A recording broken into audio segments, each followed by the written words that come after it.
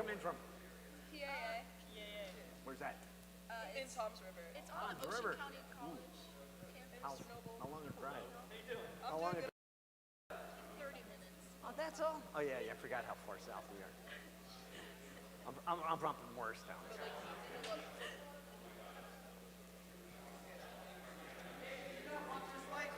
No, it was set exactly where it needed to be. Oh! It was lit. I just didn't want to hit in the street. No, I had it lit. Oh, I didn't realize. I thought it was just back here for some random lighting. reason. Yeah, it was. I lit the. I didn't know there was a reason for it. Sorry. I was lighting the area. Okay. All right. Go. And fix Murder's focus. So I will be doing that immediately after this. Good morning, everybody. Yep, I'm still speaking. Where are y'all from? I know they're from Tom's River. Where are you guys from? Monroe? Oh, cool. Where are you guys from? New Egypt. Where are you guys from? The CDTS Running Performing Arts Academy. Where's that? With them. All right. Way in the back? Where are you guys from? Okay. And we got some new people coming in. Come on down. Come on down. Don't sit in the back. You'll learn more in the front. Come on. I don't have COVID.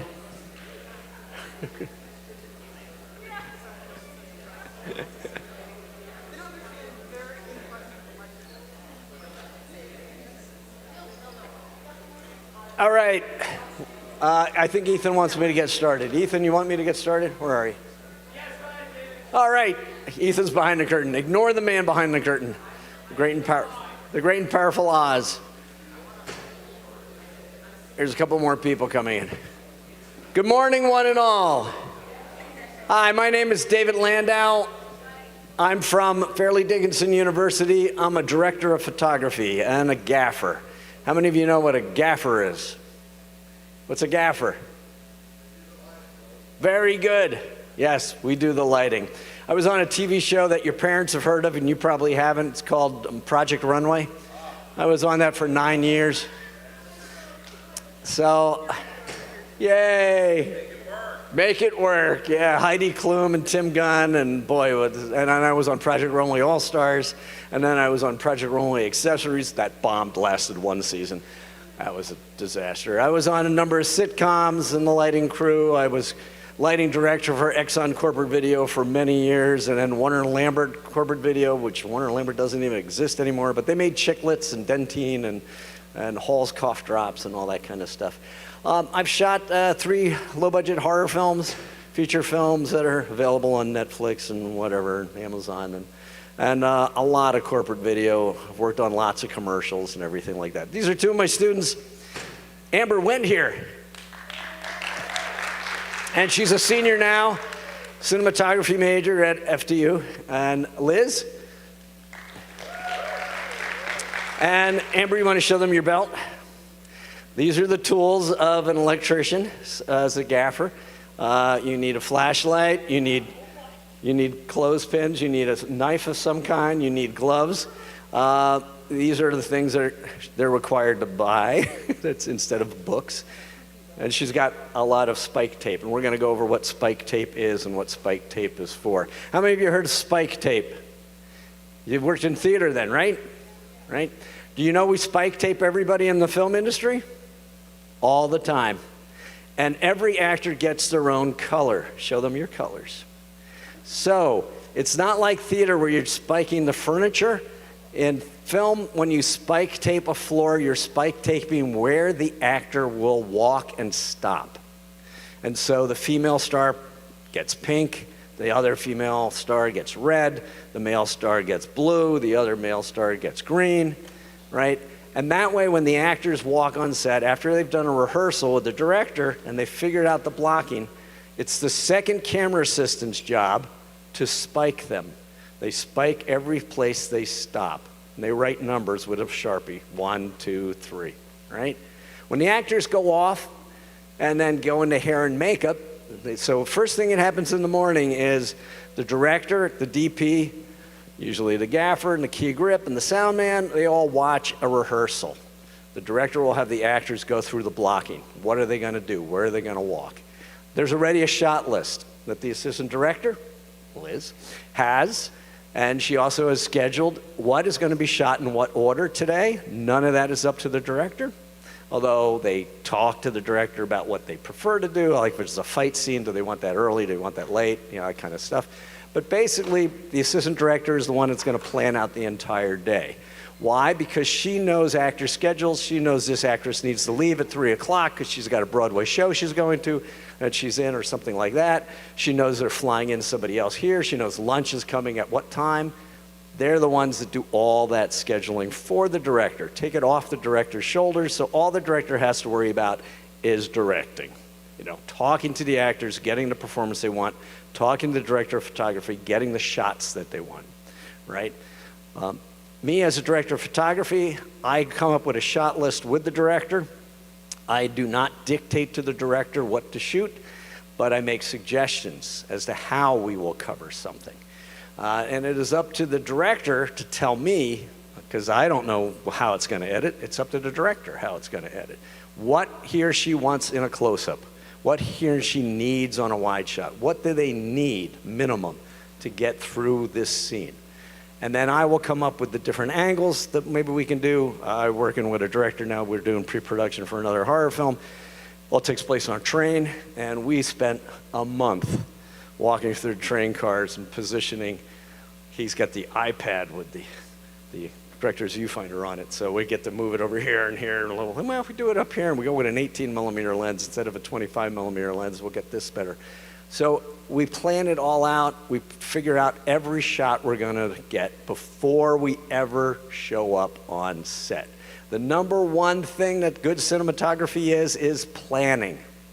Planning, planning, planning. And it's something that I know all of you resist doing.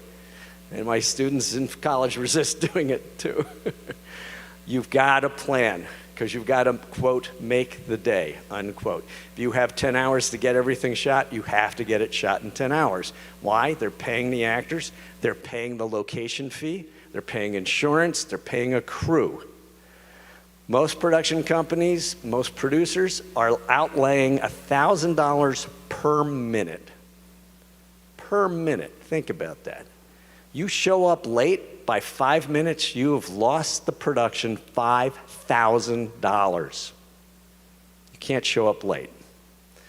You can't make a decision because you're the director about maybe we'll do it this way, maybe we'll do it that way. You just took 2 minutes to just make your decision. You just lost the production company $2,000. There's a limit as to how much money you can spend. That's why you have to plan everything ahead. I know now you're not paying anything. You're just doing it. But think about it. If you were paying $1,000 a minute, how efficient you would demand everything to be, right? So we're going to go over a standard 2 people talking, but it's going to be one person sitting and another person walks in and joins them and sits down. And I'm going to have Amber do the spike tape, and our AD is going to call out action and maneuver people. So I need 2 volunteers to be in it. All right, I'll take you. You were first one up, and I'll take you, young lady. So come on down.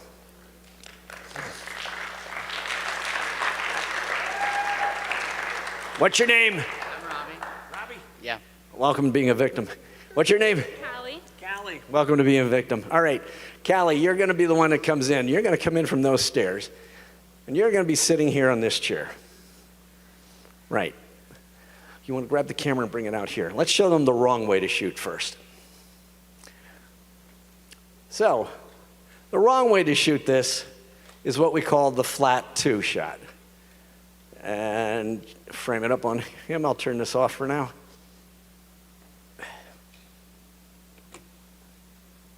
Right? This is a terrible shot. Why is it a terrible shot? Very good. It's very plain and it shows no depth. Don't plant people against walls. Don't shoot against a flat surface behind the people. It's boring. Everything you film is going to be viewed by somebody else on a two-dimensional screen, whether it's their phone, whether it's a movie screen, whether it's a computer screen, whether it's a TV screen. It's two-dimensional. You want people to feel like they're looking through a window into somebody else's three-dimensional world. You do not want them to look at a two-dimensional image. So the number one job of a cinematographer, and good cinematography, is adding depth to the frame. Make it look like a three-dimensional world we're looking into. It's all fake. You can put the camera anywhere you want. You can put the chairs anywhere you want. You can put the table anywhere you want. You're going to shoot in your own dining room, move the table. Mom, doesn't matter, as long as you put it back. Move the table, move the chairs. It doesn't matter. Move some of the furniture around. It doesn't matter. When we go into a location, remember we went into this very expensive, wealthy house in Upper Montclair to shoot a commercial. And the first thing that we did when we went in, before they put brown paper down on the floor, and then the set dressers come in and they moved every piece of furniture. They took everything out of the house. And they brought in all their own stuff. Because why did they pick this place? They liked the fireplace and the staircase. Nobody cares about their furniture. That's all. We can do anything we want. All right, let's get back to this. So we have this shot. He's waiting for her to walk up. She walks up and sits down. Do we see her? When do we see her? When do we see her? Right, isn't that dreadful? It took forever to see her, right? That's not what we want. Amber, bring the camera over here. Go back. Liz, could you say back to one? Put her where you need her. Top of the steps, Liz. Get rid of this piece of shit. Those steps, way back. Way back, where we lit it.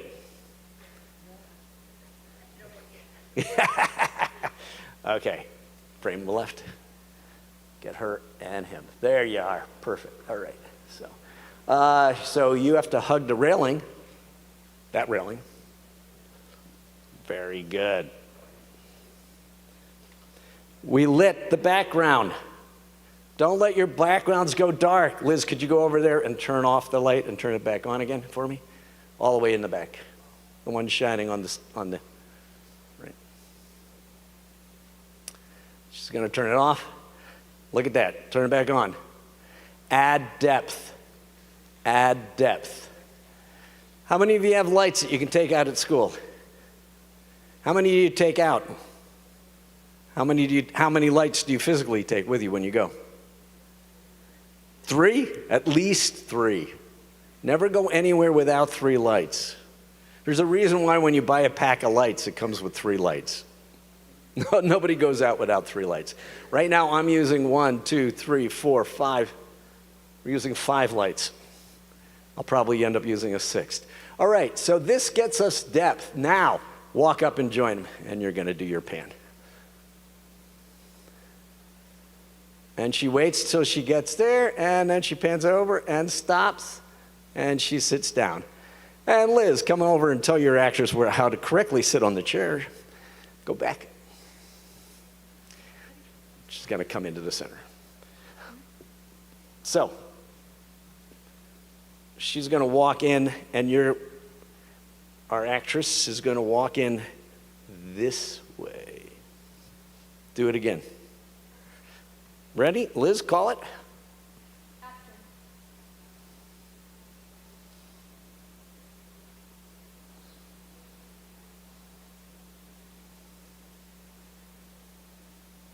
See the difference? This is called actor blocking. Don't let the actors go wherever they want. 1, they're actors. They don't know what they're doing. 2, you're not working with actors. You're working with friends, right? You're forcing people that don't know anything about acting for film into being in your movies, right? Tell them how to be in your movie. So, can you give him a spike right between the 2 chairs? So if you notice the way that this is called carrying somebody into the frame. So we're starting with her walking from back there, walking over. We also could do it as a reveal.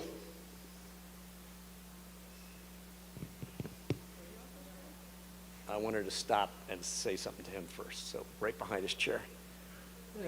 Yeah. Could you get up and go stand over there? And stand right over his shoulder. Nope, come on forward. And then bend down and say hello to him, not to the camera. Okay. Get further over, closer to the chair. Over that way. Right? Put your hand on his shoulder. There you go. Cool. Okay. Now, you want to give her a start mark? Going back to your start.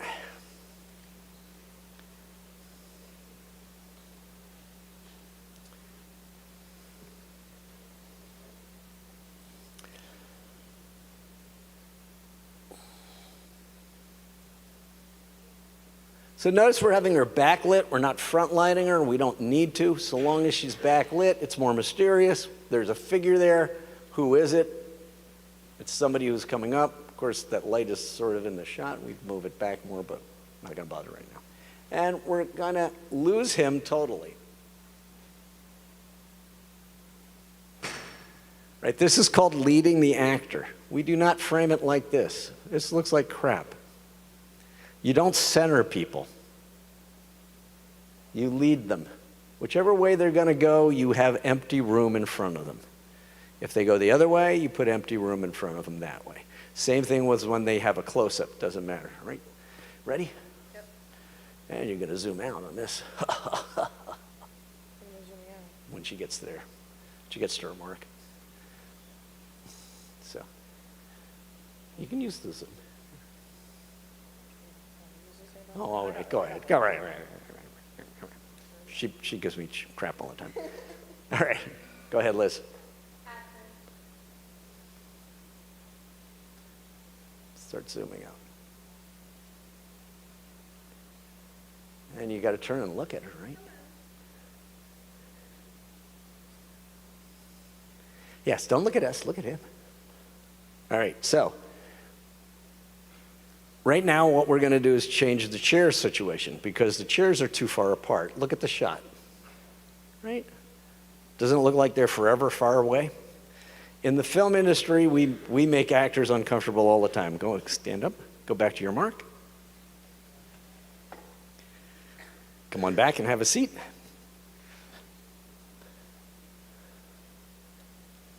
Okay, we're going to adjust it some more.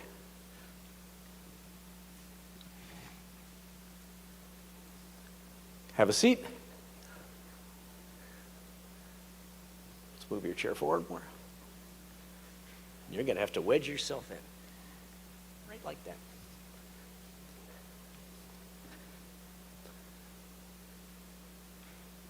Isn't it a better framing? The less dead space you have between people, the better. I've worked with very well-known movie stars, and we've given them the most bizarre ways for them to get into positions, and they do it perfectly. This is why they get paid so much. They have to wedge their way around this little thing, and on camera, you can't see it at all. Right? All right, let's go back to one. Go ahead. Back to one. So we have a choice, and this is going to be up to the director, not me. Do you want to start showing him and her, or do you want to just show her? That is a director choice, not a cinematographer choice. I give them the option. Most directors will say, let's shoot it both ways. And in the edit, I'll figure out which one I want to use. How many of you edit? How many times do you have things that you wish you had had and you didn't have them? There's a saying in the film business. It's called, while we're here. While we're here, let's just get the shot. So we'll do it one way this way. Ready? And go ahead, Colin. Action.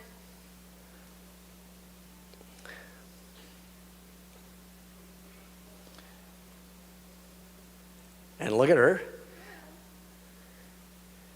Look at each other when you sit. And look at her. Look at him. Don't look at us. You wouldn't look at the camera. Right.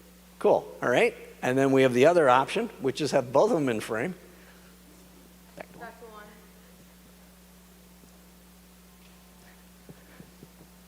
That's what the AD calls. Do you know what back to one means? Have you figured it out? Yes, it means you go back and reset everything. When the AD says back to one, the camera crew knows to go back to what they're doing. Prop people will refill coffee cups. Everybody will do what they need to do to reset so they can do another take. So it's a fast way of just saying, everybody reset, right? Okay, so now we have the other option. Let's get rid of that light in the frame, though. Thank you. Go ahead, Colin. Better light? Okay.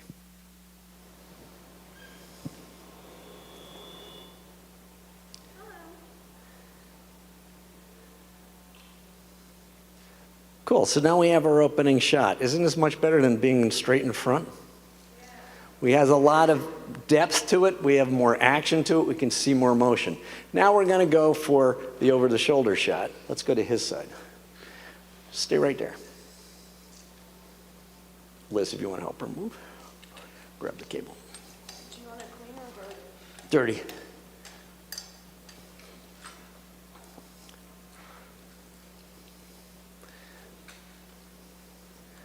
And a little more. There we are. So, my camera operator just asked me if I wanted the shot clean or dirty. Do you know what that means?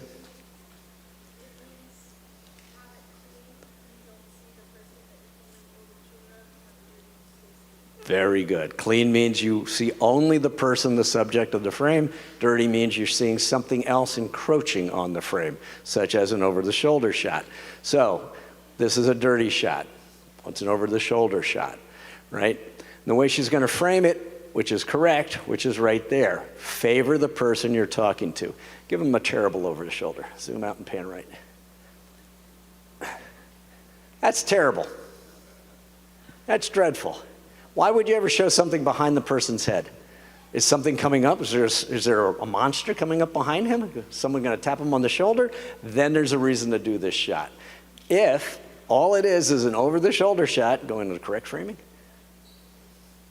we never want to see the other side of the person's shoulder that we're shooting over. All we want to see is the one shoulder and cut the head. We don't want to see the other ear. We don't want to see the other side of their face. All of that is meaningless. It's not interesting. And again, she's on the left side of the frame. This is called screen direction. We now know that she always has to be on the left side of the frame. We can never frame it the other way. Put the camera in the wrong position on his other shoulder.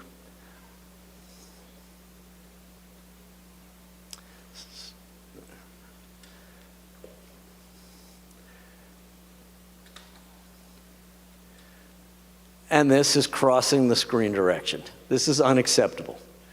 If you're an editor, you have to throw this out. You cannot use it. You have to tell the director, I don't care you worked forever on this shot. I don't care she cried. I can't use it. This is why directors are not the editor. The editor makes sure that the film works best. Think about this. Who's the most important person that decides whether the film is a success or not? Very good. The people watching it. Not the director, not the editor, not the cinematographer, not the screenwriter. The audience. So everything you do has to be around, is this making sense to the viewer? Are you throwing them off? Are you taking them out of the moment? When you switch screen direction, the audience goes for a millisecond like, what? What? Who's that? Who's that on the left? Oh, that's the same guy that used to be on the right. Well, they just lost any emotional feeling that you were trying to establish. They missed a couple of lines because nobody's brain can immediately switch that way. This is why we have to maintain screen direction. So the camera is always going to be, once we've established she walked in, she sat down there, she's on the left, he's on the right. From now on, all shots will be that way. Oh, let's start with a clean. Go ahead, let's go back to a clean shot. So if we go to the clean shot, we want to lose him totally, and we want to give her what's called nose room. Go take a look at him. Look at him if you're talking to him. Right. So she will be on the left side of the frame. She's on the left side of the frame in screen direction. When we saw the wide shot, she was on the left side of the frame. When we shoot her talking to him, we will position her on the left side of the frame. We will not put her in the center. we will not put her in the center of the frame. Again, why? Why would you do this? Is somebody sneaking up behind her? No, not in this scene. So you wouldn't do it. So you frame it so that you're giving them what we call lead room or nose room. Whichever way they're looking, you give empty space. So we could shoot it this way. One's take all with her close up, giving her lines, talk to him, say, hey, you were late for lunch. Go ahead, give him, ad-lib something. Yell at him. You were late for lunch today. Where the hell you been? Give him hell. That made me furious that you were late for lunch today, because that meant a lot to me that you were there. Great. And now you have nothing to say. Yeah, I liked it. Okay, now let's get the two-shot. All right. And now notice she's going to reposition the camera. She didn't just zoom out. She wants to close the gap between them, right? So that now we can see it this way. And when he reacts, Liz, if you want to stand over here, give him a point of reference. When you say your lines, you're going to say them to Liz, not to her. This is giving somebody a point of reference. Look at your fellow actors first. That would be the real way you would do it. Do we see his face? No. We can't really see his reactions. His head's turned too much. Now look at Liz. Now we see a lot more of his face. It still looks like he's looking at her. She looks at him, and he responds, right? Go ahead, give him hell again. It made me really upset that you were late for lunch today, because that meant a lot to me that you were there. And I know who did it. Very good, great. But, poor grandma. So, but notice by having him look at Liz, giving him a point of reference, giving him something to look at, I have been on sets where we've had paper plates with people's faces drawn on them, stuck on a grip stand, and some of the most famous actors you've ever known have acted against paper plates. You know, just look right at the paper plate and do their scene, right? Because if you're on a tight close-up, you don't even need the actor anymore. And there are times that I was on one shoot, which was a commercial, and the actress, have you ever heard of the Broadway show Annie? Yeah. All right, the actress, the little girl who was in the shoot was Annie. And we kept shooting and shooting and shooting, and finally her agent said, she's got to go. We got to get her out of Long Island, back to New York. She's got to change. She's got to get ready for the show. She's got a 7 a.m. call time for an 8 a.m. curtain. 8 p.m., p.m., right? So she left. And the woman playing her mother was now acting against a paper plate in close-ups, right? You can't tell, right? All right, so notice also we lit the background. See the light back there, lighting the wall? Liz, could you go back behind the magic curtain there and turn the light off and on? Behind there, all the way around. Go off this house. You can just wedge your way around, whatever. The lighting I did is called cross-key lighting. One light on this side is her backlight, and it's his key light. That light on that side is his backlight, it's her key light. By using two lights, notice I have no lights in the front. I don't need them. That's the light off. Look at how bad that looks. Turn the light back on. It adds depth. Light your backgrounds. This is why you go with at least 3 lights. So if I didn't have all of my other lights, I only had 3 lights. I have this one, that one, and the one on the background, right? And that provides a nice depth of things. Does that all make sense so far? Everybody getting this? Is this helpful? Cool. All right, great. So we now, and then we'll get the shot on the other side, move the camera around to get her over the shoulder. Liz, I want you to reposition them. Swing her chair around, swing his chair around, so that she can get the shot with the same background, but get it over the shoulder. Very good, and position her, bring her around. Bring her around this way, bring her around this way. So, and our camera woman can get the shot, all right. Dirty. So, Liz, let's take his chair back a lot so that we get our background, our same background that we had in the opening. Stand up. And you're going to keep going, go, go, go, go, go. Bring your camera around this way so we can get that background of the railing and get her over the shoulder.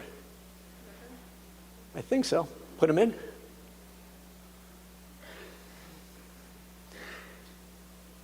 And let's see. Yes, that's good.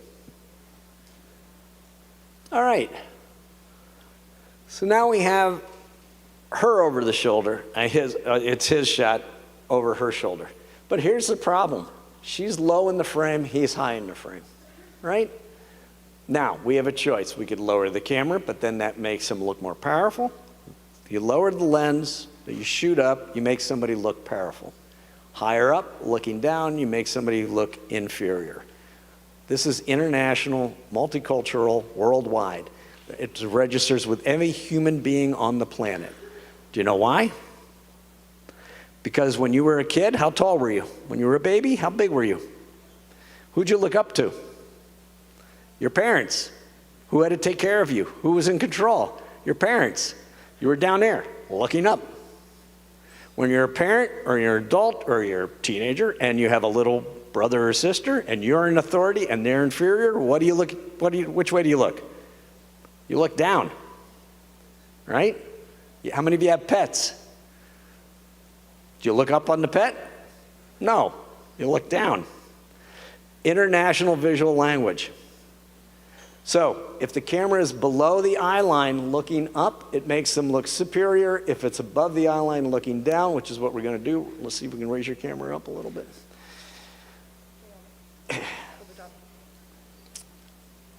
Because he's the one being yelled at, right?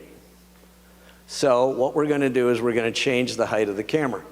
We're going to raise the camera up. There we are. Cool. Wait. You can't. Okay. Now lock it. Okay, good. There you go. So now she's just above his eye level, looking down on him, right? But now we have a little bit of a problem. She's low in the frame. So how do we adjust that? Who's got a jacket? We want a booster. Yeah, we didn't bring apple boxes. Ah, here's a jacket. Anybody else got one? Okay, cool. You're gonna sit on this.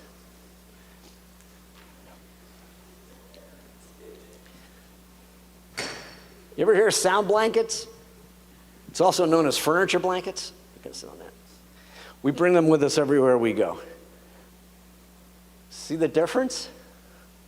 We've raised her up. I would like to have her up higher. We need something to boost her up even more. What? Anybody got any more jackets? Yay! You're all gonna have to find your jackets when we get, it's gonna be hilarious. Sure. We're gonna get her high. We gotta get her higher up. Everybody's gonna come and say, no, wait, that's my jacket. No, that's my jacket. Here you go. Beautiful. Have a seat. Wow. All right. Do you see the difference? All right. This will match in a camera shot. This will match. We will now redo this lighting so that she's not overlit. And we'll bring it out this way. Right? So now, who's in control of this scene? She is. She's higher up in frame.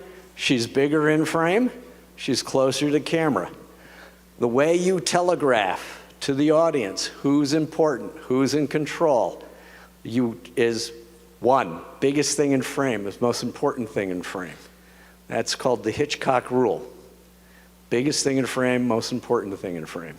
Two, the thing closest to the camera is going to be more important. Three, the thing higher up on the upper left-hand corner is most important. Why? Which way do we read? From left to right, from top to bottom. Where does everybody in the Western world read first? Where does your eye go first on a screen, whether you want it to or not? The top left. It's going to go there because from a little kid, you've been taught to read from top to bottom, left to right. So you immediately look at top left. So she's important, she's in control. We put her higher up on the left. We put him lower down on the right. She's in control. If we flip them, she's not in control. Right? So that's part of cinematography. How many of you want to be directors? You really need to know this stuff. You need to know it, one, hopefully your cinematographer is doing it right too, but again, it's not my job to interpret the script. It's the director's job to interpret the script. The director tells me, this is her scene, she's in control. Oh, okay, I better boost her up. There's something called Apple boxes, which you don't go anywhere without, which we came without, which are, I know, which is a way of boosting somebody up. You can lift a chair up. The other thing we could do is we could get something else and actually make him shorter in frame. You know, we can ask him to slouch. Very good. Cool. That's even better. And by having this visual reference, we still have that in frame, right? Because we saw her come in from there. So we want to give that visual information reference to the viewer, right? Notice, have we done any shots from straight on? Do we need to? No, we never need to. It's not television. One camera in the front, one on the left, one on the right, all shooting simultaneously.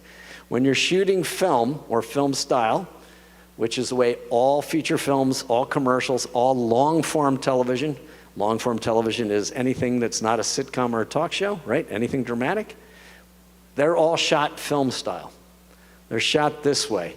If we shoot with two cameras, one would be on this shot and the other one would be just a close-up of him. They would not be over there and over here. They would be next to each other. And we get all his lines and all her lines to him, and then we'd move the cameras over there and shoot two cameras going that way. That's how it's done now in feature films and long-form television and streaming shows. Goes faster, costs less for the producer to hire an extra camera crew and rent an extra camera than it does going into overtime. So they'll do that. Right, so questions on anything so far? Right, so this is what we call standard coverage. We've gotten the over the shoulders, we've gotten the entrance. We had a quote wide shot, but it was from here, right? And do we need this shot? I would tell the director we don't need the shot. The director would probably say, yeah, you're right, we don't need that shot. What do we need that shot for, right? It would be boring, right? So you just zip through all the dialogue, shoot it all from that side, both shots, clean shot of her, over shoulder shot of her, clean shot of him, over shoulder shot of him, and you're done. Now you can go home, right? Or go to the next setup, right? Which is what you'd have to go to do. Thank you all. Now we need to give everybody back their jackets.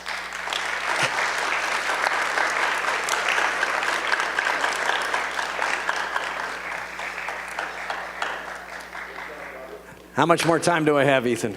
Somebody, how are we doing on time? I don't know. I don't know what time I go to. It's not, oh, I got 5 minutes? Okay, cool. All right. All right. While you all come up and get your jackets. That one's not yours. That one's not yours. Yay! This one? Yeah, thank you. Okay, so questions. Whose jacket?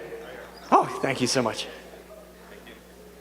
Questions about cinematography or anything? Come on. Yes.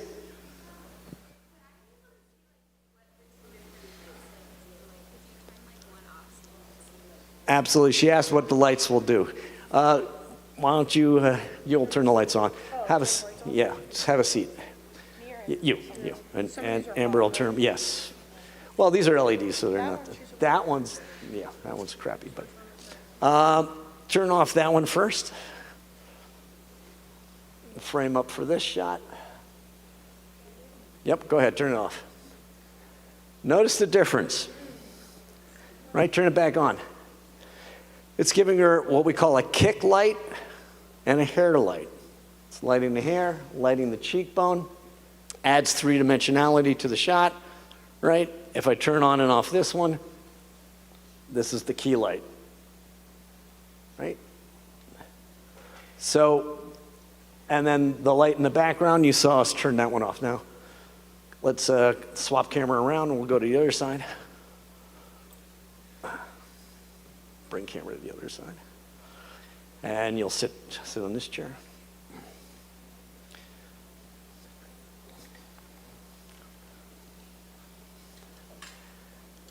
Now, once you set your lights, it doesn't mean you never have to move them again. Now we have to move this light because, one, it's in the shot, right? And two, we want it to give her a kick, right? There. Yeah, you can bring it in a little if you want. And off to that side. Yeah, off to here more, yeah. We'll bring it over here more. So notice you never put a light next to the camera lens. Never do that. That looks boring, and it looks ugly, and you have shadows in the shot. So the reason to put lights off to one side, so you throw the shadow out of the shot. Also, you want to shoot into the shadow side of the face. Act like you're talking to somebody there, right? We want to be able to see the shadows here. Because the way we perceive three-dimensionality, every human perceives three-dimensionality through light and shadow. That's how we see depth, and that's how we see dimension. If there's no shadow, everything looks flat. 2 minutes, right? So, is that helpful? Sure. Other questions? Come on, somebody's got to have a question. Yes? I didn't hear you. What? Can you use the lighting for fighting scenes? For fighting scenes? Well, sure. Anything with two people in it. You can just, but you do have to keep, when you move the camera, you move the lights. You're going to have to move them slightly. One of the things, remember we just talked about screen direction of actor, who's on the right, who's on the left. You want to keep that with the lighting as well. If my key light is from camera right, it always has to be from camera right when we look at her. When I look at him, it's going to be from his left because it's going to be matching. It's coming as if it's all coming from behind them. Right? Yep. How heavy is the camera? It depends on the camera. The DSLR is super light. Yeah, I mean, you can toss those around. This one's not too heavy, but then they have bigger ones. Some of the stuff I shoot on at school is like a Sony F5. Those are quite heavy cameras. So I normally have, when I'm the director of photography, I have at least 2 camera assistants at all times. Yep. Other questions? Good question. Questions? Come on. Somebody's got to have a question. Yep. Oh, hey. What exactly is in the tool bag? I know you went. So I have 2 different ones depending what I'm doing. So when I'm doing like camera assistant work, so that would be pulling focus, switching lenses. That is spike tape because I mark the actors. I have some lens cloths and stuff to clean lenses just in case they're dirty. And then my lighting tool, I have like a screwdriver, a tape measure. I can measure the focal lengths and stuff. And then Sharpies, gloves, electrical tape, clothespins, more of that realm. So it really depends on what position I'm in. Yep.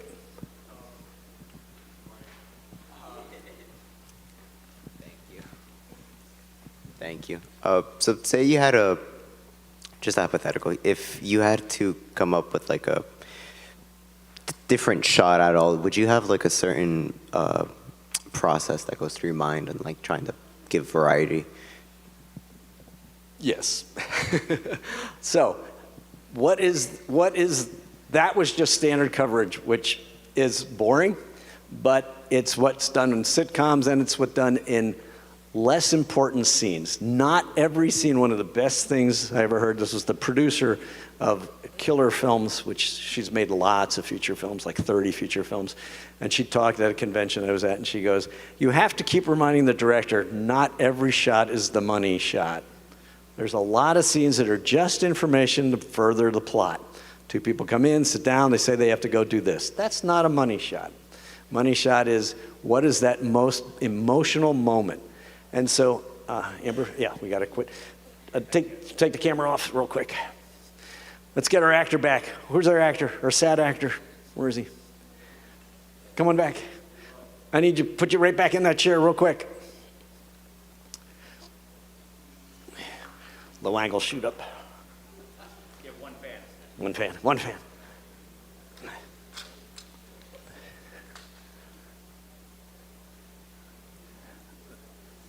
And this is when she yells at him and he starts to say, my mother died, grandmother died, right? This is the grandmother died line, right? Because what happened? It started with her in control, her in power. She's yelling at him, where were you, where were you? And then he has the best excuse anyone could possibly come up with, right? My grandmother died. You're not going to be above looking down. This makes him powerful, and it makes him sad. And it makes us feel how sad he is. So, the wonderful thing about cinematography, it's not a play. Don't shoot everything at eye level.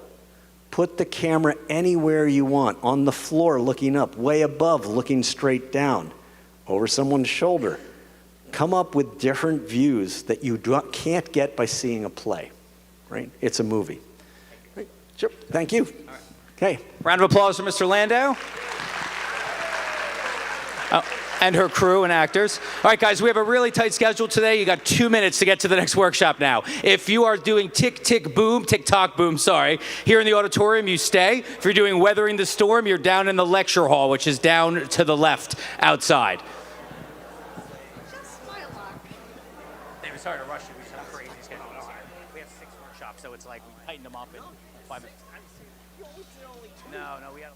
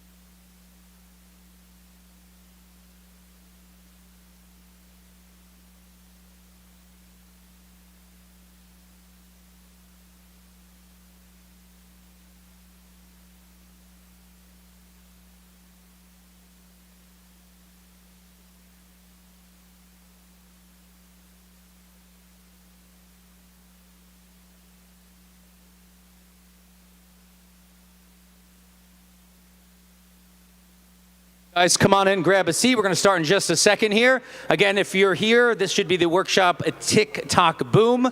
If that's the one you're attending, you're in the right spot. Weathering the Storm is down in the lecture hall.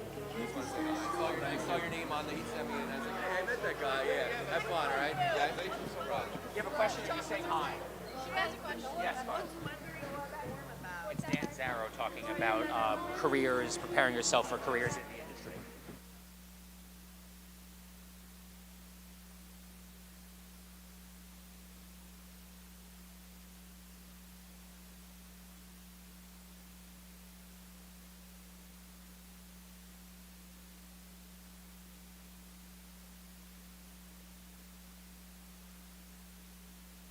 No? We got everybody? Oh, yeah, there we go. Okay. Oh, there we go. Oh. And the Lord said from the heavens above, thank you. Oh, gosh. Hi, everybody. How's it going?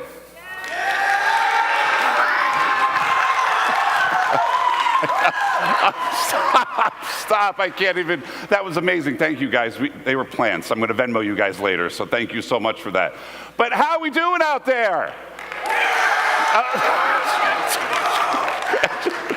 We're going to chat about Tick-Tock Boom. Are we ready? This is amazing. This is so good. Thank you. This is a lot of fun. So sit back, relax, and enjoy. So my name is Adam Chrisman. I'm here in Jackson, New Jersey. Where are my people from Jersey? Yes! We don't pump our gas. We pump our fists, right?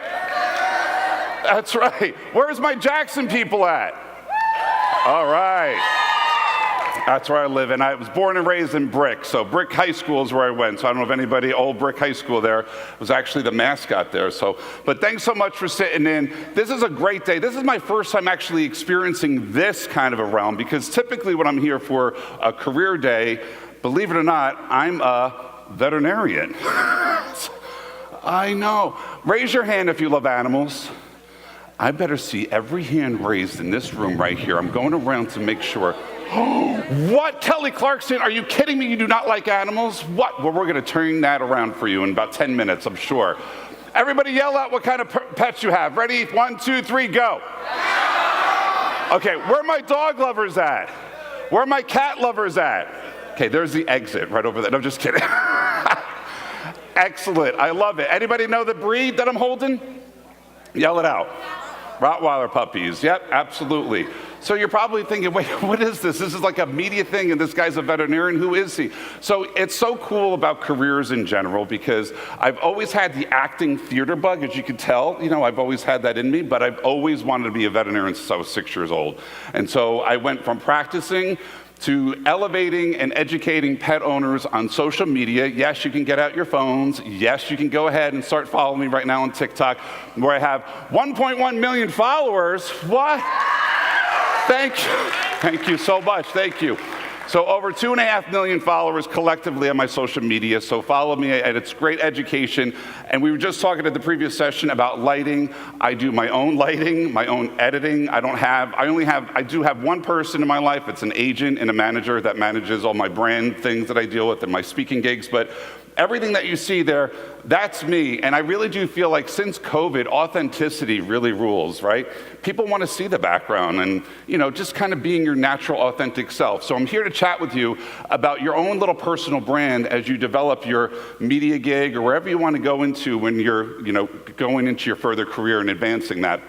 But I went to this, and I didn't expect this to happen all of a sudden. This just didn't happen overnight. You know, there was a couple of videos that took off, and I'll show you a few of them in a moment. But then I went from this to where I'm currently the resident veterinarian for Good Morning America. So, and we were just talking earlier about lighting and moving, and especially when you're on live television, and they give you an animal on live television, and you have 3 segments to pull it off. Talk about sweating and clenching my pearls, because it's a little stressful on live TV. They move you very quickly, and you gotta go. There's a segment that I'll show you in a moment where I had to bathe a dog, my own dog, on live TV, and it went fine, of course. But this is where I'm at now, and I love being on television and educating and elevating my platform even further. So I'll show you some pictures in a moment, because you're all interested in lighting and directing.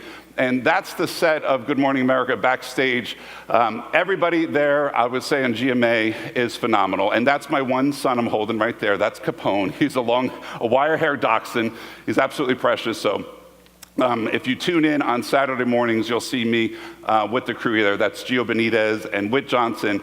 And when you go for camera testing, because it just did not happen overnight, I had to go for several interviews and some screen tests, and they try to pair you up.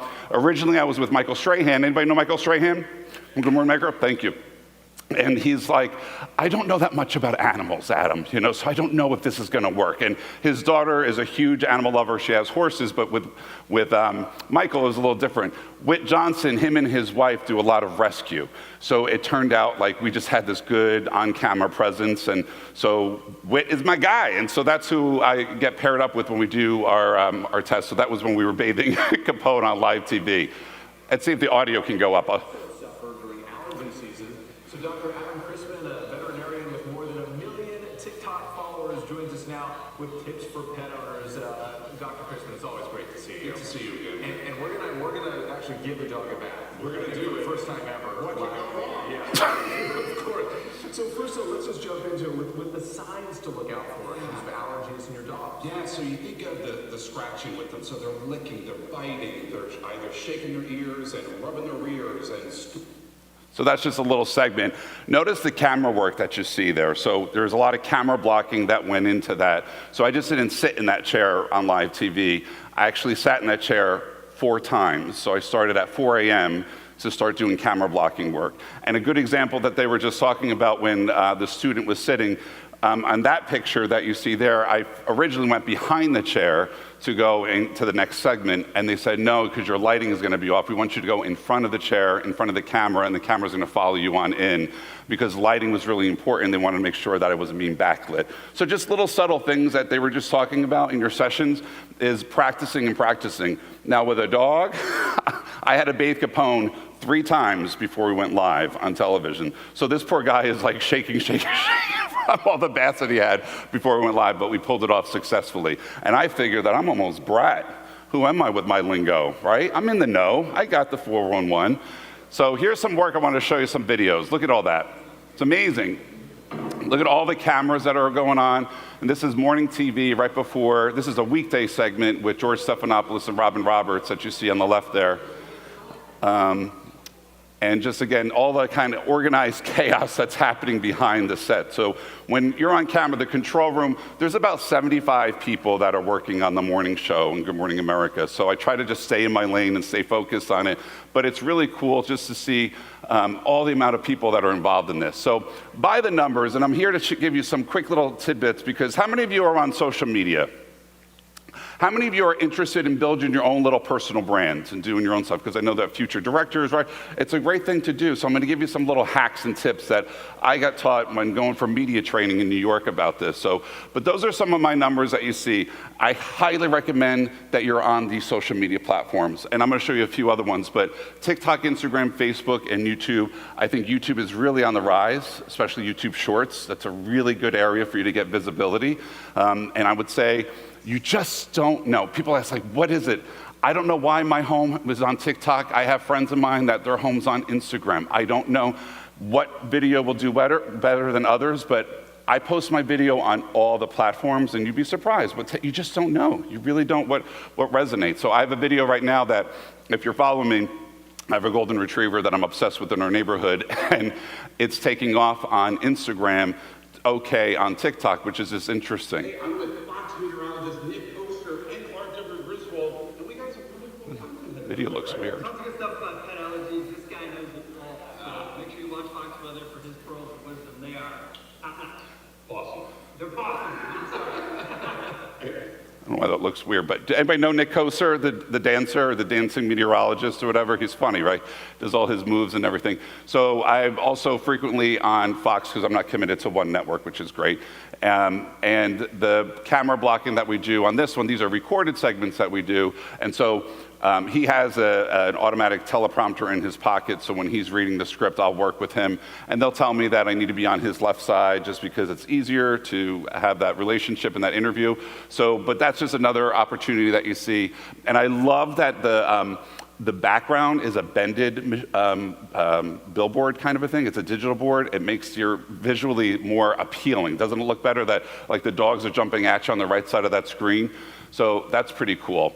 So social media users around the world, this is just a fun fact that there are 4.2 billion of us that actively use social media, and it's part of our way of communicating with all of each other. And the total number of social media users accessing via their mobile phones, 4.15 billion with a B. That's a big one. So most of us are digesting social media on our phones. We're not really going onto our desktops, which makes sense because we live in a very mobile society. So remember, when you're filming your content, because I know when everyone gets pictures with Alan Christman, they know to go vertical. As you know, I frame it for my Instagram stories or whatnot, because I'm like, oh, go vertical, don't go horizontal, don't go vertical. But I mean, you can go horizontal if you want, but like landscape versus portrait mode. But I'm thinking of this for content purposes. Just a little cuteness. I mean, come on. Look at this golden retriever puppy. Look at him. Look at him.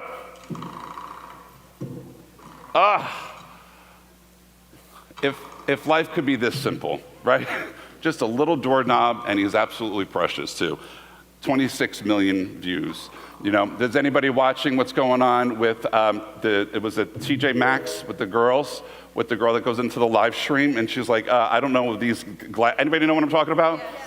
It's hilarious, right? The glasses girl, whatever, like 79 million people are viewing that. So pretty funny. So tip number one, in order to build public influence, know where your audience is at.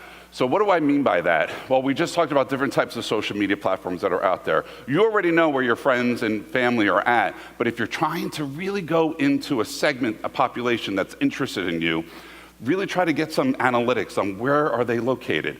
For example, if you want to do a cooking show, if you want to show some great food, well, you better bet your bottom dollar, you better be on Pinterest at the same time, because that's a really accessible, digestible area that could be easily replicated to go over to Instagram, right? So just know where you're trying to go. If you want to go into theater and acting, you better bet your bottom dollar, you better be on TikTok, because you can get picked up very quickly on there, and you can build your audience. You have now 10 minutes where you can really create a show for 10 minutes, which is awesome. If you want to go longer format, head on over to YouTube, of course. So there are some things that come into play when you're making and considering who your audience is. Now with me, I know as a veterinarian, most of my pet parents, just by analytics, they're on Instagram. I feel like Instagram is where we brag about how cute our pets are. So I made sure that I was very intentional about going there. But Facebook remains the largest social media platform to this day. How many of you have Facebook? Because I know it's it's a generational thing. Look how right? So very few of you have Facebook. But I really would encourage you, because Facebook groups, that's a really hot area. So look at those groups that are out there, the media groups or movie groups, all those different things. You should really kind of get into that sector. How many of you have TikTok? Okay, awesome. Nice. Yes, makes me happy to see that. How many of you have Instagram? Right? And then YouTube? How many of you have a YouTube? How many of you have a YouTube channel? Good. Hopefully you walk out this door today, I want you to consider having a YouTube channel. If you're interested in really building your brand, do me a favor, get a YouTube channel. It's not that hard to do. You can even watch YouTubes on how to have a YouTube channel, but you really will grow nicely on that, especially with YouTube Shorts. Because remember, YouTube, TikTok, enemies. Think of it this way, right? So we're the ones that are creating the content for them. So you want people to kind of head on over to YouTube to have those YouTube Shorts to be in competition with TikTok. So do both, but make sure that you have a YouTube channel. Subscribe, hit that notification bell to stay current on any updated videos. As you can tell, I'm always doing this and that over my shoulder, because that's what you do when you're having those things. So I think YouTube is another great area. Some newer ones. How many of you have Threads? I would suggest Threads. Threads is a conversational format to have. So it's microblogging service. It has over 100 million users. Get a load of this. It's the fastest growing platform. I'll say that one more time. It's the fastest growing platform. And you can link your Instagram account to Threads, right? How many of you do that? Automatically goes to Threads, which is great. So no point in double dipping. It'll just easily do it for you. And then you can head on over to Threads to create a conversation. So hashtag, for me, it would be like, dogs of Threads or whatever, dog Threads, because I'm going to stay in that algorithm in order for people that really want to digest more content on learning about pet health. So your hashtag is important on Threads. Lemon8, anybody on Lemon8? Yeah, it's another great one to have. If you're not on there, just get an account. This is an international audience that you will get, and you will grow fast on Lemon8. Why? Because TikTok and Lemon8, a little bit of competition that's in the playing field there, but it's like an Instagram and Pinterest, particular focus on lifestyle, fashion, exercises over there. And then X, as we're familiar with, which was, oh my gosh, what was X beforehand? Twitter, right? So there's short videos, intro, mentions, and tags are used a little bit differently in there. And then, of course, Pinterest, which is a visually discover platform, and you can find inspiration, curate ideas, as well as products. So you have all these different ones. But when you walk out today, I want you to be like, I want to challenge you. I invite you to find a platform that's new and go there and see if it's your vibe, if it's your jam. My number one recommendation for you is look at YouTube. I think YouTube would be a good one for you to start out with because it's fun to create, it's easy, it's free to do, and you can really grow your audience nicely on YouTube if you haven't done so. My second piece of advice for you would be to make sure that you're relevant on TikTok. I think TikTok is gonna be here to stay. I know there's like all that stuff, like it's gonna, but TikTok is another good one for you to grow, okay? And then on Instagram, to stay relevant in the algorithm, you need to post stories often, at least once a day, okay? I mean, it's a lot of work. Doesn't seem like it's a lot of work, because it is a lot of work. Like, I used to practice full-time while doing all this stuff. I had to scale back because now I create content on the weekends to edit my videos. It's a lot of work, but I love it. Number two is authenticity matters. I cannot stress this to you enough. I see some content creators out there that are not their authentic selves. When I go out in public and people will stop me too, they're like, oh my God, you're Dr. Crispin from TikTok. I love you so much. And like, they see me who I am. I'm like, oh my God, it's so great to see you. But you ever see a creator that's a complete douchebag? And you're like, what the hell? Like, here you are, this one person you're projecting, and then in real life, you're not the person that you really are. Be true to you. Be true to you. So, in other words, too, like, I am not going to be the one to talk about lifestyle and fashion. That is not my jam. I don't even know anything about it. But can you imagine trying to be something that you're not, and then all of a sudden, like, they rat you out, be like, this guy's like fake. So, share your story of who you are and also repeat it, because as you gain followers, I had one video of a dog with a reverse sneeze. Anybody know what that is? Anybody have a dog that does right? And I did a video where you gently close the muzzle, one finger over the nostril, and it stops. Well, 36 million views later in a week, I was gaining about 10,000 followers an hour. So it worked, it went very, very quick, and it went viral, hit the For You page and so forth.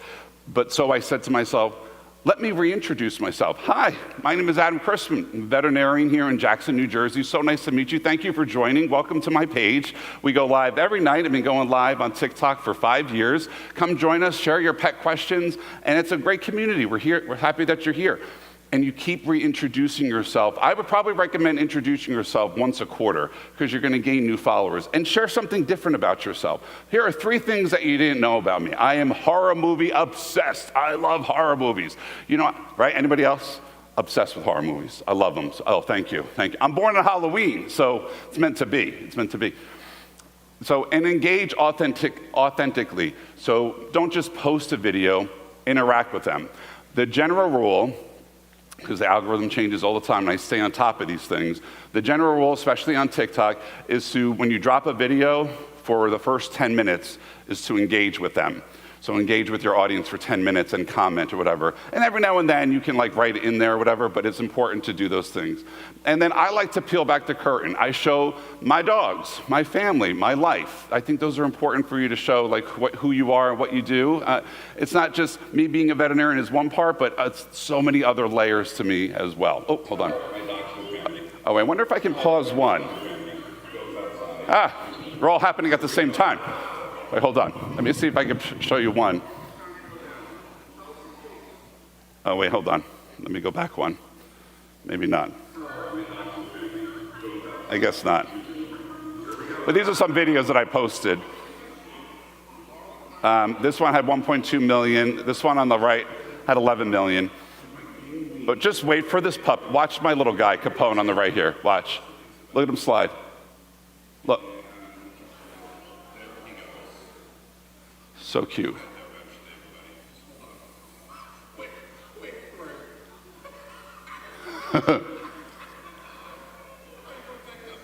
And then here I am on the left acting like a dog. Yeah, giving me treats.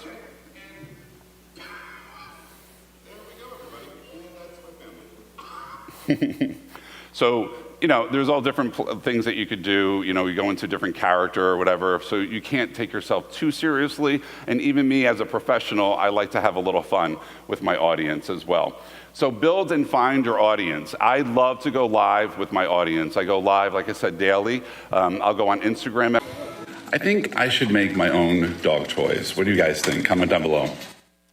So from that video, I am making my own dog toys now. I have a dog toy line that's coming out this year because a brand partner saw this, reached out to me. Oh, thank you. They're dog toys, okay? Thank you. And I'll let you know when they come out. I'll give you samples for you to try on. But now it's fun.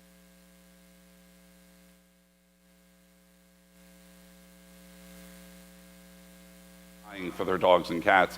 And I'm like, I'm gonna be that guy. I'm gonna go there. Is this edgy? You know it, because guess who reached out to me? The company make this. They're like, do you need to take that video down? I was like, make me. You need to take those products off your shelf is what I told them instead. Because I'm the one on the other end with dogs that are getting so sick, so stop making them. So they're like, oh, well, okay. So, you know, that's just how it works in the industry or whatever, pet food industry. So, you know, I know we get so obsessed this world about like hearts and likes and smashing that heart button or whatever. It helps with your algorithm, of course. You want people to like your content. When they hit that, why do you hit a like button? And why do you change your like button if you're on Facebook to like a heart or a hug or LinkedIn things? Why do you do it?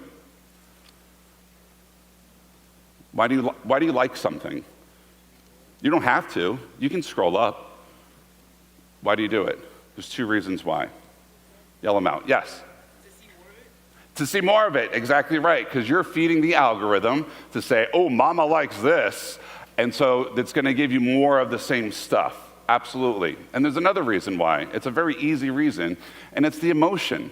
It's an emotional connection that you feel about something. You really like that. You love, you know, right now I'm obsessed with Epic Universe that's going down, you know, like at Universal down there. I was like, can't wait, I'm going next in a couple weeks. And so I like one video, and all of a sudden, right, I have like 20 videos in my feed of Epic Universe that's there. But you are helping people out because yes, I do get paid by your likes. I do get paid, right? I mean, that's just how it works as well. So you get paid on the back end as a collaborator or creator. In TikTok, you go into the TikTok Creator Fund when you have a minimum of 10,000 followers, I think it is. And then, so each month I get a payout of the amount of likes that you get. Now listen, you may think because I have over 1 million followers, and I'm gonna be very real with you, I'm gonna tell you how much I make, just so put things into perspective. So I will have those videos that you saw, that 10 million likes, not 10 million likes, 10 million views, probably half of those will be 500,000 likes or hearts. So like you get paid on the 15th. Today's the 15th, right? So I just got paid today from TikTok, and I got a check for $180. So just to put things into perspective, I don't have an extra comma. I'm not talking about $1.1 million I'm making. So you're making roughly about $100 a month with the amount of work that I'm doing, and I do daily content posts. So you're looking at 30 posts a month for like 100, is it worth it? I enjoy it. It gives me joy, it fills my bucket. I'm not doing it for money. But I share that with the students because you think that I'm gonna be TikTok famous, I'm making so much money, I don't have to go to college. I mean, you have to have millions and millions of people that are liking your content constantly in order to make a living for it. And I feel like I'm doing something wrong on that end because some people get like a lot bigger paychecks than that. So we have the likes, we have the mentions, we have the comments. Commenting on videos, of course, you want people to comment. That's why I asked at the bottom, do you have a dog that suffers with this? Comment down below, because that's gonna increase your engagement. Because if you're going to work out with brand partners, they're going to ask you, what is Adam Christman's open rate and what's his engagement rate look like? It's going to increase your likes to do more things, but you're also going to help your algorithm out too. So make sure you have people engaging, because that's how you're building your community at the same time. Okay? Watch.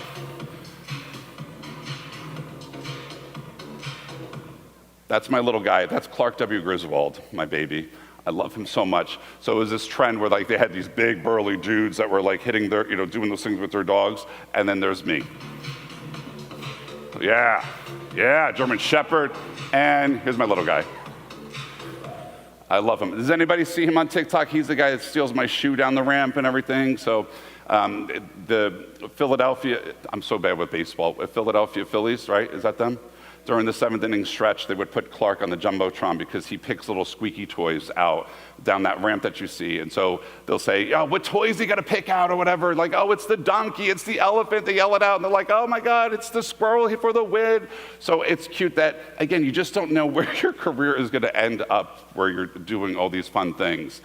I talked about engaging with your audience because I can't stress this to you enough. I think it's so important to do that if you're starting to go into the media space and all that different, because they want to see how you are authentically. And they want to see how you are live. So I had somebody from Good Morning America that's actually sat in my live stream. And I don't know who they are because, I'll have about 10,000 people that come through my live stream. And someone from reached out and she said, you're incredible on camera. Now, mind you, I'm holding a phone. My lighting is off. I'm not even in scrubs. I'm in my workout gear and stuff. And I'm just at home. And she's like, you're a great storyteller, and you're answering questions and engaging with an audience in a great way. That's like, you have this gift. I was like, okay, she's like, would you be interested? Thanks, Ethan. By the way, give it up for Ethan, everybody. Great guy. Love this guy. Thanks, Ethan. My last couple of tips is collaborations and partnerships. If you have friends you want to collaborate with, anybody do a collab with somebody on social media? Yeah. Yes, do a little collab. I think it helps. If you have somebody that's also interested in the content creator space or an influencer space, those are great. And then you could do some partnerships too, and that's what you work out with some brand partnerships. That's where you make the money, is working with brand partners. Not like TikTok paying you and Instagram paying you, is you have these brand partners that'll reach out to you. So like, I had Under Armour, I did one with Volvo cars. I have a commercial coming up that I worked with NextGuard Plus. It's a flea and tick prevention that you'll see a commercial coming up on TV. Those are the partnerships that you really want and strive with. So I put like makeup on there, like the makeup brands. We're really big into that, of course. What other brands? Anybody know other brands? There's so many of them that are out there, right? Who's ready for my dad joke? Where do you go when you get injured playing peekaboo? Where? You go to the I see you.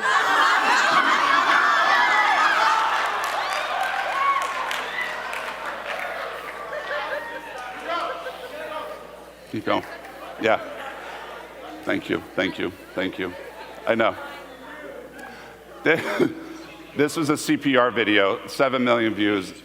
That's not a real dog. Everyone thinks it's a real dog. It's not, it's just this.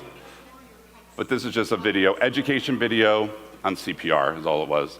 So this is as I close. Find me on social media, Adam Christman on Facebook. Get your phones out. Please follow me on Instagram. Tag me if you want. Wait, we got to do a video. I am actually making a TikTok video today, and I'm adding you guys in it. So you guys want to be in my... Okay, so wait, hold on. That was a good soft opening, but we got to get you in the video. Okay, so now here we go. I'm gonna pan across. You act crazy, act lunatics, whatever you want. Here we go. 3, 2, 1.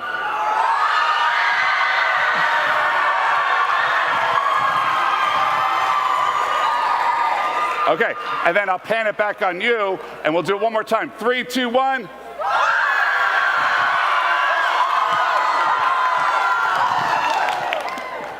Thank you so much, everybody. Give yourselves a round of applause.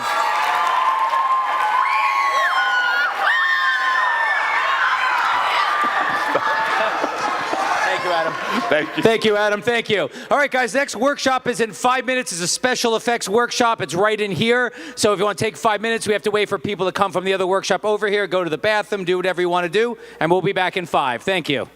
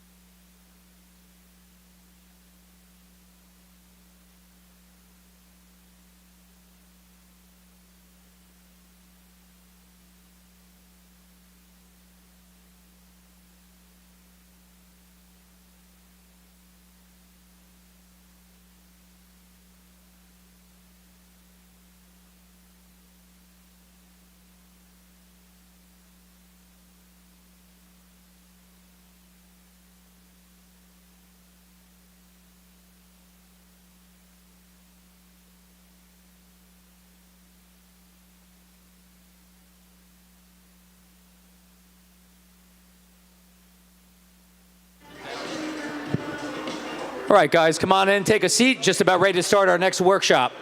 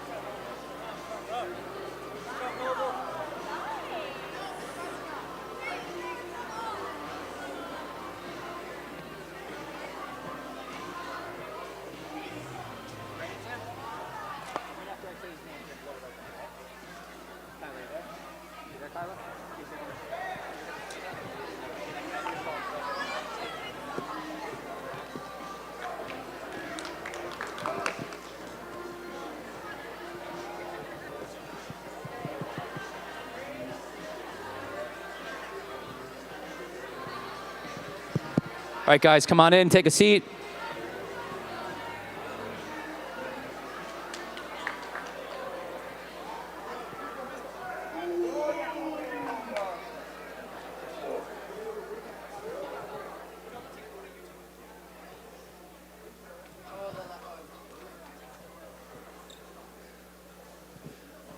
All right, guys, everyone take a seat. All right, for our next workshop, it's going to be a fun one. I just have to do a disclaimer beforehand. If anyone gets queasy from the sight of blood, and I'm not actually joking here, queasy from the sight of blood or anything like that, this is a practical special effects workshop where they're going to be showing how to do gunshot wounds, knife cuts, all that kind of stuff for film, inexpensively, which you could do in your student films. But...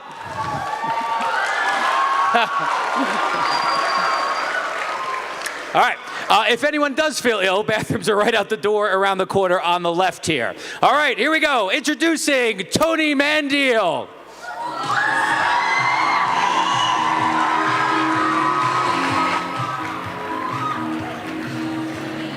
Thank you. Am I live? Yeah. I am. Okay.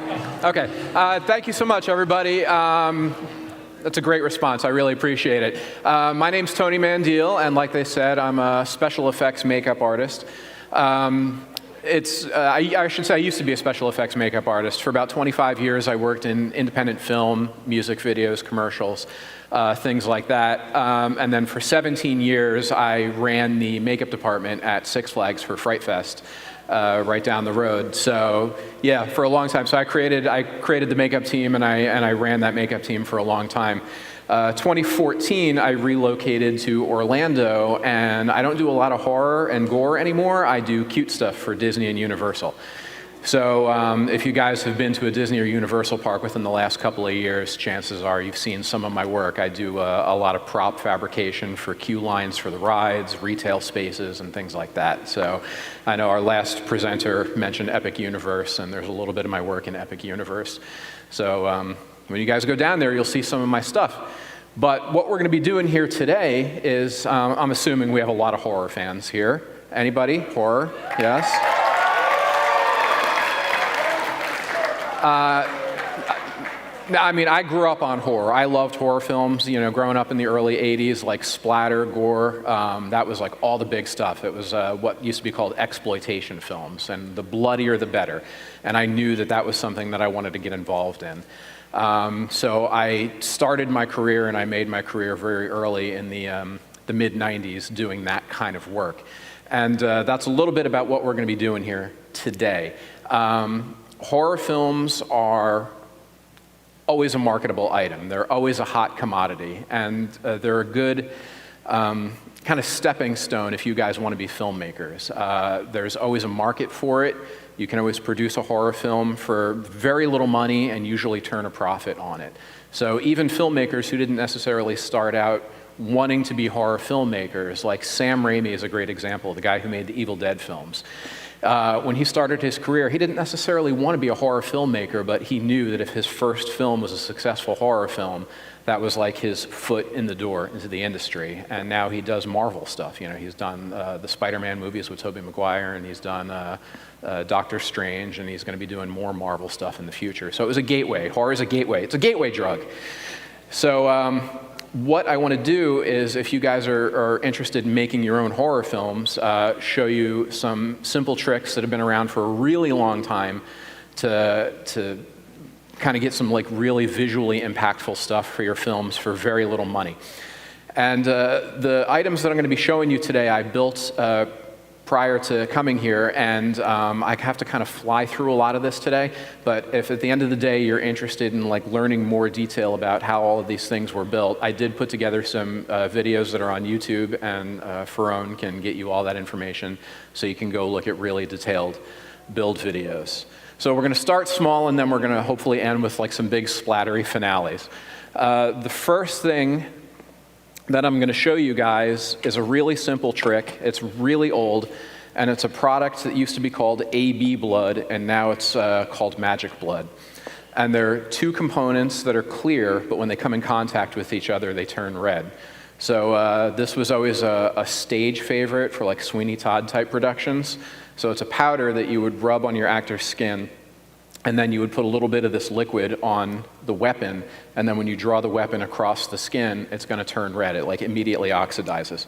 And this is good for like really low budget productions. It's good for stage, but it's also good for wide shots where you don't necessarily have the comfort of hiding special effects technicians off screen. So we're going to get our first victim, our knife victim, and I've got a bunch of victims here today. Thank you so much. And thank you for subjecting yourself. All our victims are in white t-shirts today, so hopefully we get a good bloody show. And I'm going to be changing gloves. When you're a special effects technician, you change gloves a lot. So I'm going to need you to step over here into our kill zone where the light's better. And we're going to hold your arm out right here. And I'm going to start by just taking a little bit of this powder and rubbing it on her forearm. And it's a little bit chalky. It's going to look a little bit like talc. So you're going to prep your actor with a little bit of this blood, or a little bit of this powder.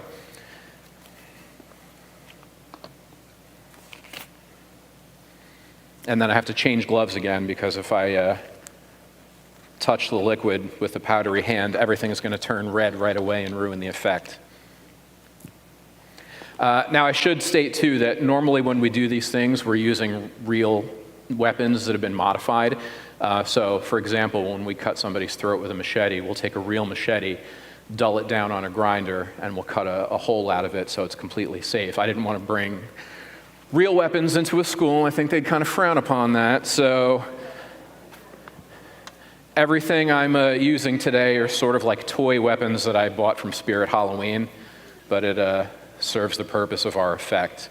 So our victim has our invisible powder on her forearm, and I'm putting a little bit of this liquid on both sides of this straight razor.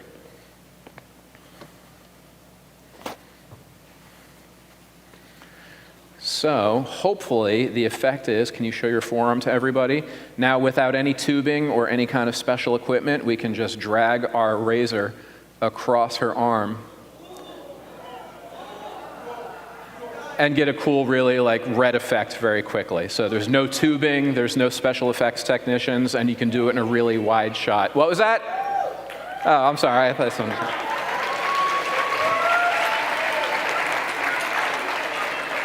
Thank you. Stay right there.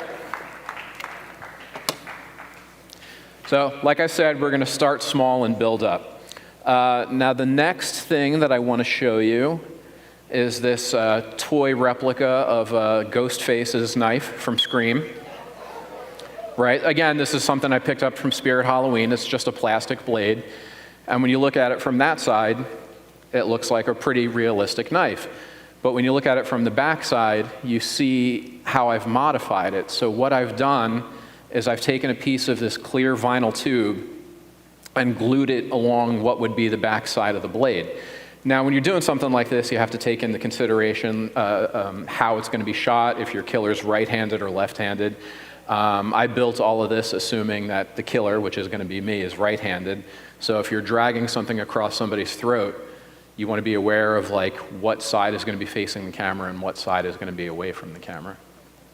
So there's a little piece of vinyl tube that's glued here, and there's a tiny little hole that's bored into the tube right at about the curve of this knife. So the idea is we're going to fill what's called an irrigation syringe. It's like a little baby ear syringe with blood, attach it to this tube, and that's something your killer can hold and squeeze. So when they drag it across their victim's throat, the killer can squeeze it and achieve their own blood effect. So this is our little irrigation syringe, and you can pick these up at like Walmart or Walgreens or anywhere like that. And we've got a cup full of blood here, so I'm just going to fill this with blood.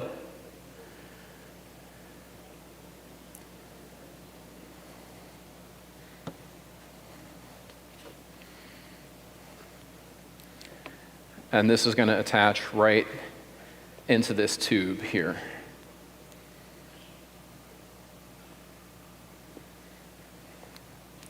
So you can see when I start to squeeze it, the blood is going to start to flow into that tube pretty quickly.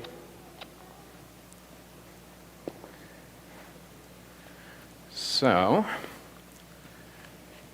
now this kind of ties into, I don't know if our cinematographer from earlier is still in the audience, but a lot of these special effects gags tie really well into what he was talking about earlier, the way your camera setups are going to be. You really want to be in constant communication with your cinematographer and you want your actors to know all of their blocking because you want to be able to obscure all of this stuff. You guys are low and I'm high, so chances are you're going to see it. It's going to kind of kill the effect a little bit. I feel like you should always shoot these effects from a little bit higher down, so it kind of helps obscure the stuff. So essentially, what I would do, we're not going to do this yet, we're going to do a rehearsal. I would drag this knife across her throat and squeeze, and we should get a pretty decent blood flow. And it's going to be from right around this tip right here. You don't even have to act, we're just doing a demo. So essentially what's going to happen is we should get a pretty good effect.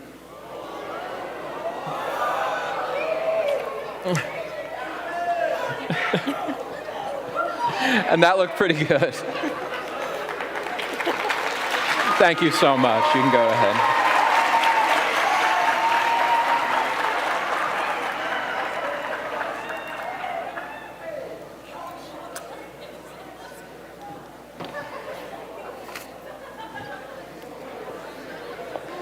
It's just going to keep getting bloodier. So again, I have an entire video on how to build that knife. If you're interested in seeing how that entire thing is put together, I've got a video on my YouTube, and Ferone and Noble will be able to provide you guys with those links. Now, Friday the 13th fans? Yeah? Jason's always a big one, and actually we're getting a Friday the 13th prequel series on FX, I believe, pretty soon. The guy who created a lot of the special effects for some of the early Friday the 13th films is a special effects guy named Tom Savini. He's somebody who was kind of really a rock star when I was a kid. And you know, these films were produced for very little money, and they were always trying to find economical ways to do things. And Tom Savini's philosophy was to always use as much of the real actor as you possibly could. So, you know, if you've got a machete embedded halfway into somebody's throat, it's always better to figure out how to do that where you're using the real actor instead of a prop head, because, you know, the real actor can emote and, you know, make faces and all that stuff, and it's just more economical. So what he came up with, and again, I'm using a toy machete here, but we would do this with a real machete. So what he came up with is basically taking a machete and cutting a half circle out of the blade. And same thing with our Scream knife. We would rig the side of the blade that is going to be hidden from camera with tubing. So, you know, when you're cutting into somebody, it's like a magic trick. It looks like the blade's embedded into their arm or to their throat. But we want a lot more blood this time. So you can pick up one of these garden sprayers from Home Depot for about $11 or $12. And this is filled with a pretty decent amount of blood. And the more you pump this, the more pressure you're building. And there's a little trigger right on here. So again, this is meant to, you know, spray pesticides or whatever. And I modify this to connect to this thicker vinyl tubing. So the vinyl tubing is glued to the back side of the machete, and there's a series of holes that are bored into the tubing along the throat. So same idea as our scream knife, except this is going to look like it's wedged into our victim's throat. So visually, what you would see, or editorially, what you would see from a series of cuts is you would see our killer establish the hero machete. This is one that's going to be unmodified, so they walk up behind their victim, and you get a flash of the real machete. And then you would do a cutaway, and you could cut away to anything.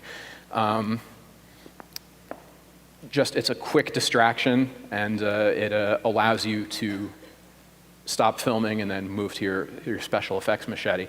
American Werewolf in London, during the transformation sequence, they just cut away to a little toy of Mickey Mouse that was sitting on a armchair, so it looked like Mickey Mouse was watching the guy transform into a werewolf. But you know, in the interim of that cut and that cutaway, you know, weeks had passed. You're filming something that takes place in a matter of 30 seconds that takes 4 weeks to film. So our killer would establish our hero machete, and then where's our next victim?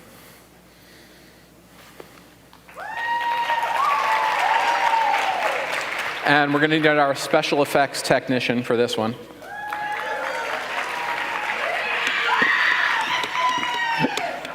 So I want you to pump that up a couple more times, get some decent pressure.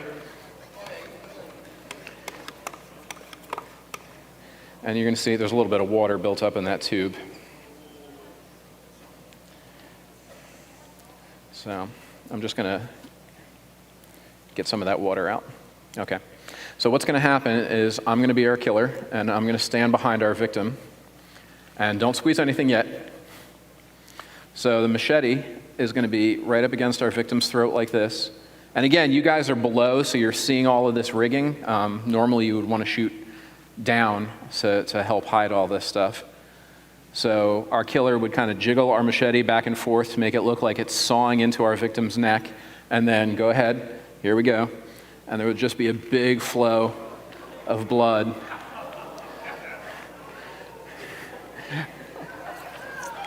All right, you can stop, you can stop.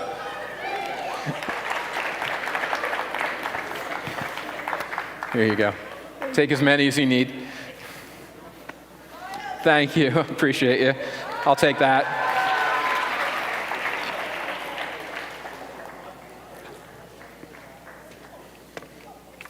And we're going to leave that right there. All right. And we're doing pretty good on time. So, shooting people, and this transcends horror as well.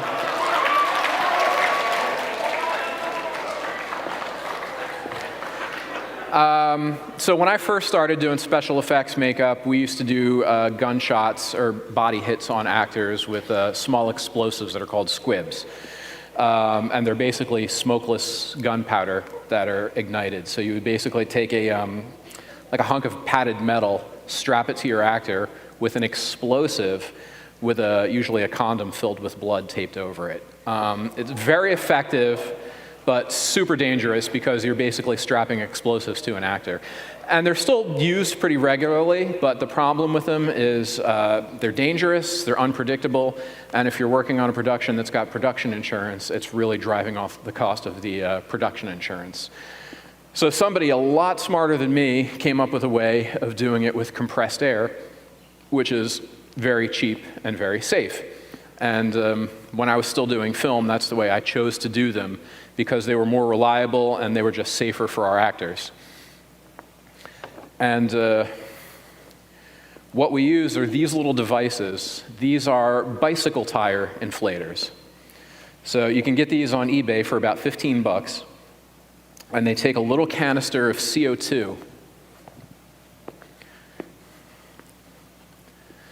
So the idea behind these nifty little inventions is if you're out riding your bike and you've got a low tire, you can have one of these on you. It's a little canister of CO2 that you screw into this inflator, close it, you puncture the CO2, and then you can use this to inflate your bike tire without having to have a pump.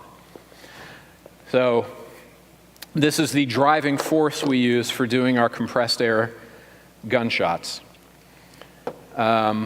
We basically build a little device that's got some blood in it, and we strap it to our actor. We can have an entrance wound or an exit wound, and we can have a bunch of those rigged up so a bunch of them can go off at one time. So if it's an actor getting shot by a bunch of rounds in a single shot, you can have like a whole bunch of special effects technicians hiding off camera and just kind of detonating these things. So we're going to do a couple. We're going to do one that's a through and through. So it's going to be an entrance wound and an exit. And then we're going to do hopefully a big splattery headshot finale. Like if you're making a zombie movie and you want that big dramatic headshot kill, this is going to be a way to do it that's really inexpensive. And again, this entire video build is on my YouTube channel, so you can sit and watch me go step by step of taking all of these different components and putting them together to build these rigs. For our entrance wound, we're going to use something like this. So we want something that doesn't have a lot of blood, because there wouldn't be a lot of blood upon an entrance wound. We want to save that dramatic splatter for our exit wound. So this little bit of tubing right here is heat shrink tubing, and it's a flat tubing that's meant for bundling electrical cables together. So you run your cables through that heat shrink tubing, and you hit it with a lighter or a heat gun, and it's going to shrink and keep all this cables tightly bundled. So this is a nice flat piece of tubing that's been modified because it'll hide underneath the front of your actor's clothing, and it holds just a little bit of blood for our entrance wound. So in the instance of this, we kind of heat and seal the ends with a pair of crimpers, and then cut a tiny little hole in the front for where our entrance wound is going to be. And then we attach a little barb connector to it that attaches to our vinyl tubing. So this would glue underneath the front of our actor's clothes. This hose would run out and attach to one of our CO2 bike tire inflators. We would fill this with blood, and that would get our little entrance wound. And then for our exit wound, we need something bigger. So we've got another piece of tubing that holds a lot more blood, and we've got a little hole cut in it right here. So we would fill this with blood all the way up, attach our tubing to it, which would attach to our bike tire inflator, and when this detonates, this would be hidden off camera, and then we should get a nice big splatter on our backdrop right here, our splatter zone. So I have a shirt, in the interest of time, that's already been rigged up with one of our heat shrink tubing entrance wounds. So there's been a small hole cut in the front of this shirt, right in the same spot where our entrance wound hole is going to be. And the whole thing has been glued to the inside of this shirt. It's like the cheapest shirt I could find at Walmart. So this will get put on our victim. This entrance wound will get filled up with a little bit of blood, and then we'll put on our exit wound, and then hopefully we'll have a successful gunshot. We've had success with everything else so far. So where's our gunshot victim? All right. Stand and try and find a clean spot to stand on, like right there. So I like using these back braces for gunshots because you can pin or Velcro or glue a lot of different stuff to them. So in this instance, I just took this back brace and glued a bunch of different Velcro pads to it. So this is going to go around our, lift your arms for me. This is going to go around our victim's waist, underneath. All right. No, you're good. Stay right there. And then we've got our Velcro pads in the back. We are going to put this shirt on, arms out. Okay. And once we button the shirt, we'll see our entrance wound is going to be kind of right here, so we want to make sure our exit wound matches. So I'm going to cut a hole in the back of the shirt.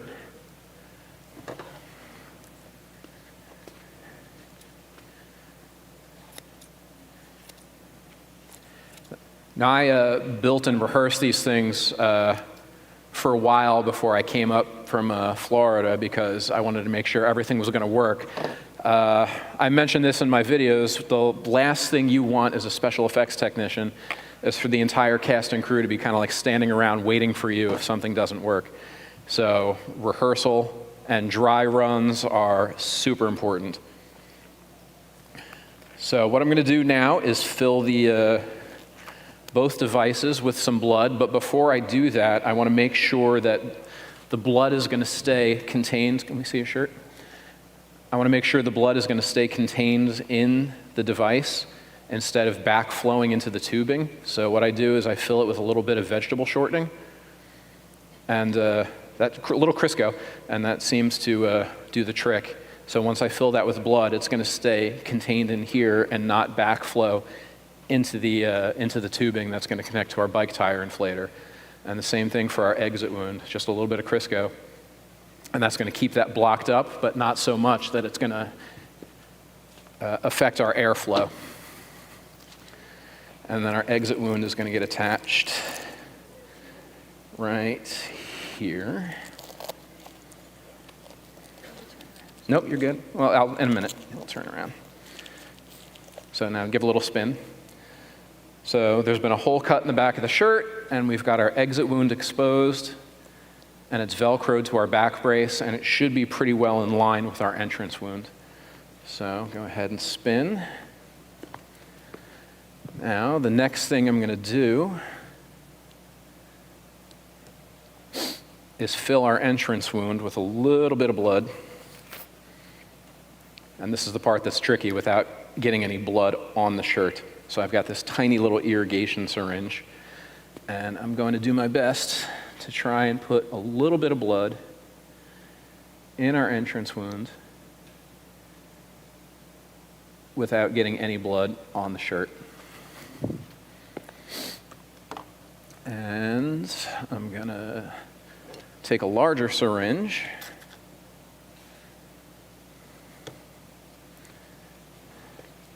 and put a lot more blood in our exit wound, so hopefully we have a big splattery exit wound. Spin around again. So you can see I'm just using the syringe to fill up our exit wound tube.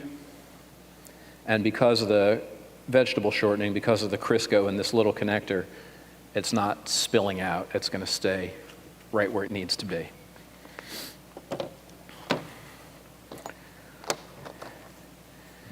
Now, I'm going to take these are the caps to our bike tire inflators, and I've put these little barb connectors on them, so I'm going to connect these to our entrance and exit wound.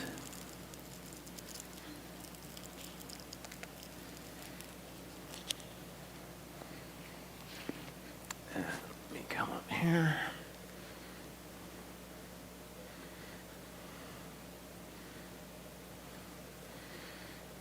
And could you hold that for me, please? All right, thank you.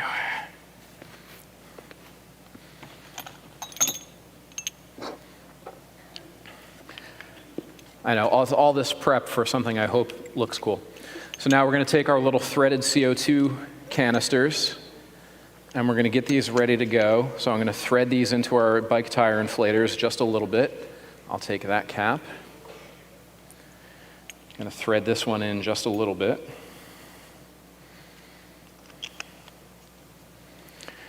And now when I twist these, hold that for me, please. When I twist these all the way, that CO2 canister should puncture and be ready. Now hold that for me. Be ready to go.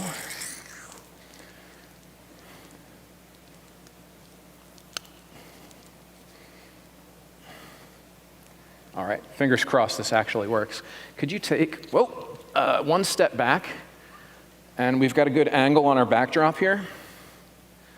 So, you don't have to act like you're getting shot. let me just make sure that this is exposed. Where's our entrance wound? There we go, we're a little twisted around here.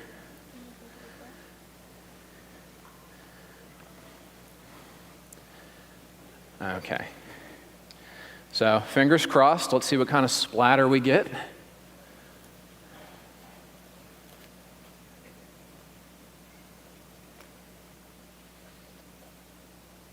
Actually, can I get my special effects technician back out here real quick? Can you come around, can you just hold both of these? I want to get a little tape on this shirt real quick.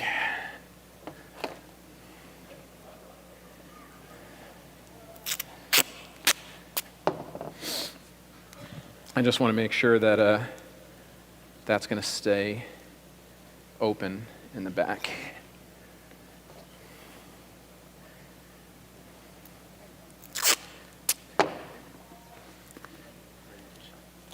All right, I'll take those. Thank you. Thank you. All right.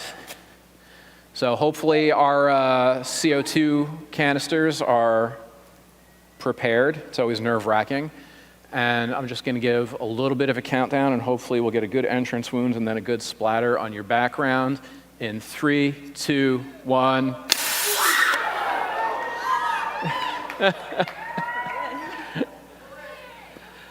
And you're dead. All right, take your, unbutton that.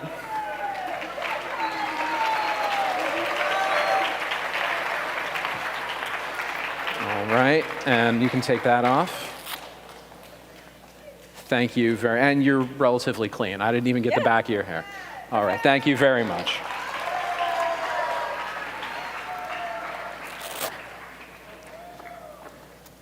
So yeah, that's a way we can do gunshots very safely and very inexpensively without having to strap any explosives to our actors. I'm gonna just get all of this. All right. There's a little air left in there. I just want to purge it and get a fresh one in for our big finale, our big splattery headshot. You guys want to keep this backdrop and like sell it as abstract art when we're done? Exactly. 15 minutes? Perfect.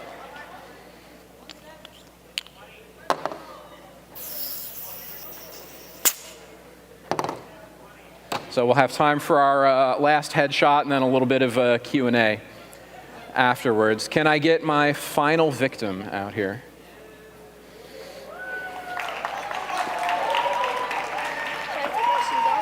Take your shoes off, yeah.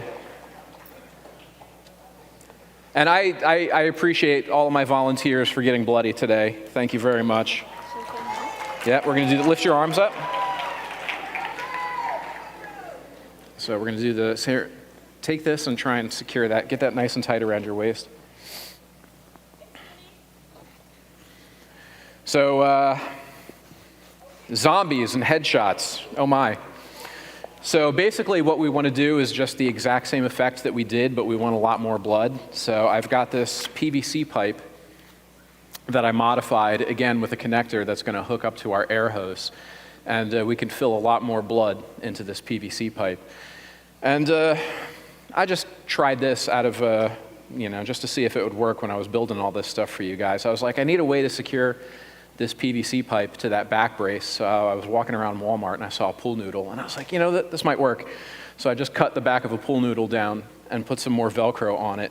And it's perfect for getting our zombie headshot PVC pipe in there. Could you turn around and face?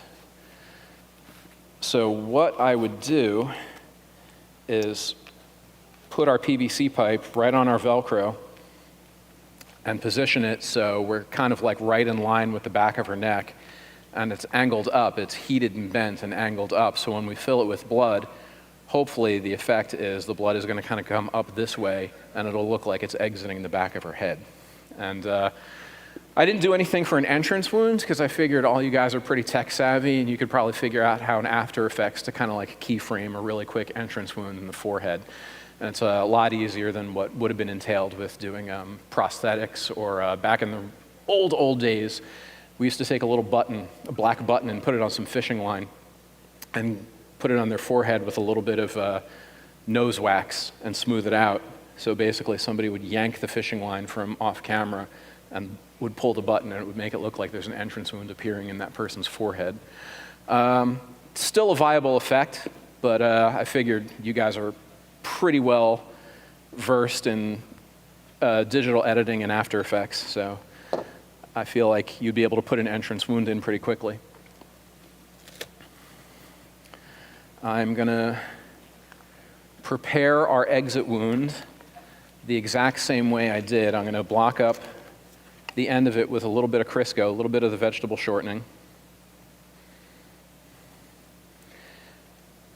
And you can fill this, if you're doing a headshot, you can do all kinds of fun stuff. Like I know some people who take like really old bananas and they smush them up and mix them in with the blood. So when it splatters out, it looks like brains. And that's a pretty fun effect. But we're gonna take our CO2. No, that's not the one we want. We want this one. Where is it? Here we go. We're gonna attach. Let's turn around so they can see what we're doing. There we go. So we're gonna put this down through our pool noodle and attach our air hose. So now that's connected to our bike tire inflator. And we're gonna fill this tube with the rest of the blood that's in this cup. So hopefully that'll be a nice big splattery headshot.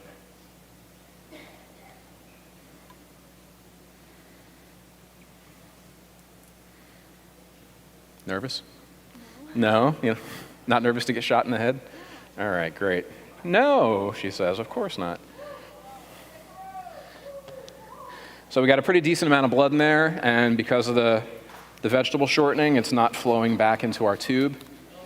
So we're gonna attach that right to our victim and spin this way. Thank you so much. And I'm gonna take a fresh CO2 canister and thread this into our little bike tire inflator. And we're gonna, oh, I had a little premature. That's all right. All right, so take a side step that way, all right. And when I count down, I'm gonna do 3, 2, 1, fire, and then just give your head just like a little jerk back like you got shot in the head. Doesn't have to be a huge jerk back, just a little. All right, ready? Yeah. 3, 2, 1, fire.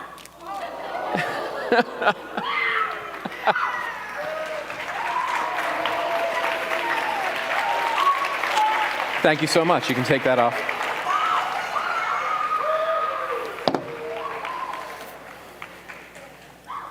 Now that looks impressive, but it sounds boring as hell until you drop in your gunshot sound effects, and then it's a whole different story. So once that splatter is edited with a nice loud gunshot sound, it really helps sell the effect. And we spilled a decent amount of blood, and we've got a few minutes left. We got about 10 minutes left? Yep. Awesome.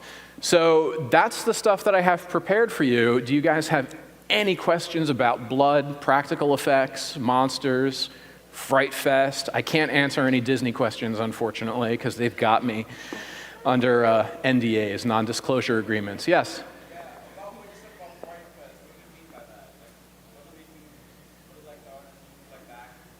Oh, so I started in Fright Fest in 1999. And back then, the scare actors, before I got there, the scare actors did all of their own makeup. I got in 1999 and I built a makeup team. And then over 15 years, I grew that makeup team, and we would do full prosthetic makeup. So we would do foam latex prosthetic appliances. We would glue onto our actors, airbrush them. So I had a 10-person makeup team at the end, and we were putting over 200 scare actors through makeup every night by the end. So it was just an assembly line of like creating zombies and psychos and killer clowns and monsters. So I assembled and organized the entire makeup team and created all of those looks, and I ended that in 2015. Yes? So blood can be made out of a bunch of different things. This particular blood is a retail blood that was gifted to me by a company, and it's billed as washout formula. So they claim, and I haven't tried it yet, that this blood is going to wash out of clothing, because blood is a history of staining clothing. They claim it's washout. I've smelled their blood, and I swear to God, it just smells like laundry detergent with coloring in it. A lot of people make blood out of corn syrup and food coloring. That's a very old traditional blood formula, and that's good if you're going to put blood in somebody's mouth, because those are all food products. And then I make blood a lot of times out of a product called methylcellulose, which is a powdered food thickener that you can add with water, and then depending on how much powdered water, you can either make blood or you can make slime, like that real stringy movie slime that you see in like Gremlins and Ghostbusters. So it can be made out of a variety of different things. The blood we're using today, I swear if you smelled it, it smells like Tide Free and Gentle or something like that. Yes? How old am I? I'm 51. So, thank you. So and my career has taken a lot of weird turns, like when I first got into doing this, I thought I was going to be like the next Rick Baker, making like, crazy werewolves and monsters and stuff like that. And I never really kind of broke out of like indie horror. The biggest film I ever did was one called Broken Lizard's Club Dread. I don't know if anybody's seen Club Dread, but it's all the Super Troopers guys did a horror film back in 2002. And I got to work on that. And I didn't plan on moving to Orlando and making cute stuff for Disney. I just kind of followed the money and pivoted, and that's kind of where I ended up. Yes?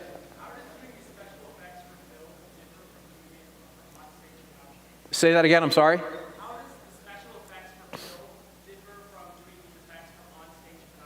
So doing special effects for on-stage productions, I feel like those guys are under a lot more pressure, because if something goes wrong, you're kind of screwed. When you're working on a film, you've got so much time to rehearse it, and you can break up your sequence into so many shots. Again, if our director of photography is still in the audience, he could back me up on that. But when you're working in film, you've got multiple takes. You can clean somebody up and redo it. Like if any of these shots didn't work out, we can go reset our actors, reset our wardrobe, our makeup, figure out what went wrong, and try it again. It's not fun because, again, as I said, as the special effects technician, when something goes wrong, the entire crew is waiting on you to figure it out. And like our director of photography said, time is money. So you really want to try and pre-plan as much in advance and eliminate all of those problems. But when you're working in film, you can break something down into multiple sequences, and if something goes wrong, you've got the luxury of doing it again. Whereas on stage, you've got to kind of simplify everything because it needs to work. There's no other way around it. So let's get somebody from the back, way in the back there. Yes. Yeah. Which you? Yes, you.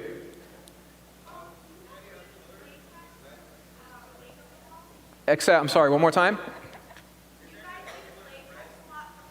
Latex. Yeah, latex is for prosthetic makeup. We use foam latex prosthetics. So it's latex with some other components mixed into it, and it's foamed up, so it's got like a spongy consistency. But for decades, that's what we used to glue onto people's faces to alter their appearance. We use a lot of silicone now. It's a newer material, and it's more like real skin. It's got translucency, and it moves more like skin. But yeah, foam latex is still a big one. Way back there.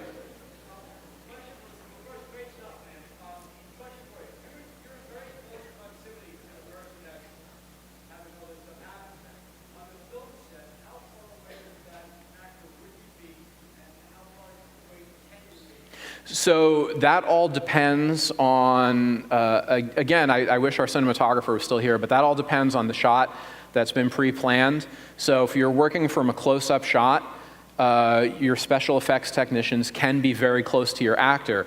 If it's not in frame, it doesn't exist. So if you're framed here on somebody getting their throat cut, your special effects guy can literally be like right here attached to their hip. and it doesn't matter.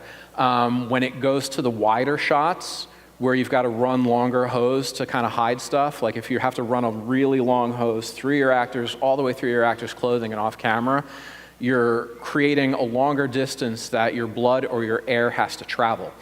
So these little bike tire inflators might not present enough air pressure. So if you have to do something from farther away, we would move up to something larger, like you can get a water fire extinguisher, which holds a decent amount of air pressure, or I have a giant cannon that I almost brought, but that can hold up like to 100 pounds of air pressure and do like a really huge splatter if you wanted it to, or travel through a longer distance so you still get that pressure. So depending on the shot that your actor wants and your director of photography wants, I try not to cut those vinyl hoses until you're right in the moment and you know what the shot is, because I want to cut them as short as possible and be as close to that actor as possible so your air pressure or your blood has a shorter distance to travel. Yes, right here. I'm curious when you started exploring this and when you came to the realization that, wow, this is something I can actually make a career and make a lifestyle. I grew up on horror movies, man. Like I grew up on, like I said, on like the 70s splatter movies, like Dawn of the Dead, all of that stuff, the original Evil Dead, and then it got into the 80s with like the big monster craze. And from that point, I was like, yeah, I want to make monsters for a living. And I did for a while. I was lucky enough to for a while. And you know, I started doing this experimentally when I was about 14. You know, doing like little cuts and stuff like that, and showing my mom and dad, look, I cut myself. And you know, it never. You know, they never believed it, but you know, you thought you were being cool. And it just kind of snowballed at that point until I built a huge company. And you know, again, I'm lucky enough to be where I am and be here with you guys today, splattering some blood. We're pretty much wrapped up. Guys, thank you so much. Tony Mandiel, everyone. I'm happy it all worked out, and we got some nice abstract art. Thank you. All right, guys, on our website, by the way, we're going to post all of Tony's videos so you guys could use this in your short films. You guys got 4 minutes if you want to take a quick bathroom break. Up next is Apple.